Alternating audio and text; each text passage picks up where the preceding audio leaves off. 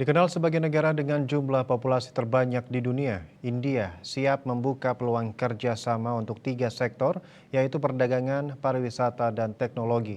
Hal tersebut diungkapkan Konsulat Jenderal India di Bali, Dr. Sarsang Vikram, saat mempromosikan 2 kota besar India, Rajasthan dan Uttar Pradesh di Nusa Dua.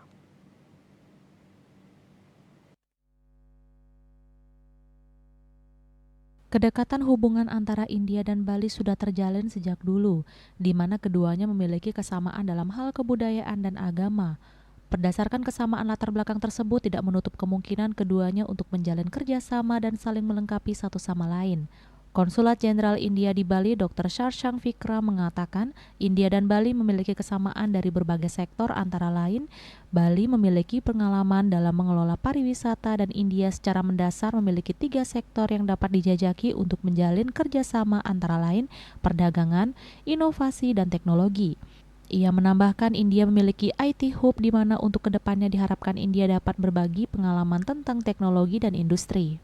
First of all, Bali is a place which is very close to our hearts because of our ancient relationship, the strong tradition, and people-to-people connect. And our effort today is to explore the other ways by which there could be greater trade and commerce relationship between Bali and India. And today we have chosen 2 states in India, which is Rajasthan and UP, which have immense opportunities when it comes to trade, and there are so many things in which we can work together, as I was saying, in renewable energy, in green technology.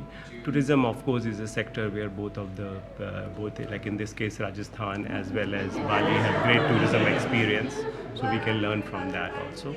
The effort is to introduce these different parts of India to people of Bali and to see where we can take it forward from there. We have a focus on 3 T's as we call them: trade, tourism, and technology. So I feel when it comes to Bali as well as Indonesia in particular, we can work on the 3 T's together.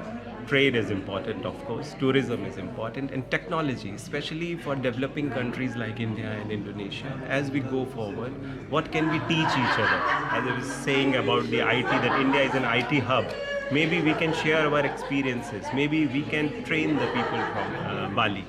So those kind of experiences we can have.